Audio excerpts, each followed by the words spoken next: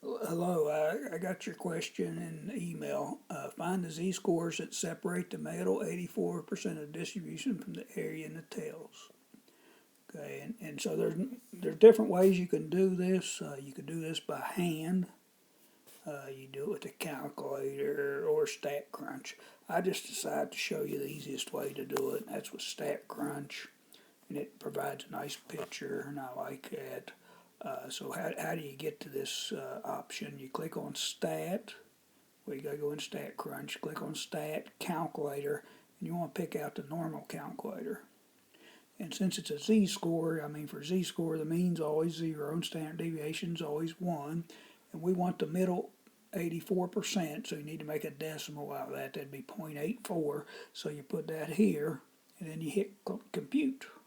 So those 0 and 1 there's by default. All you have to do is type in the 0.84. Now this is between. Typically when you go to stat, calculator's normal, it's on standard mode. You do need to click on, we want what's between. So you put that 0.84 in there, you click on compute, and it gives you, these two z-scores, the minus 1.41 and the positive, it's symmetric, the positive 1.41.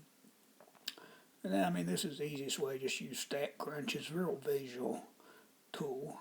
Hope this helps.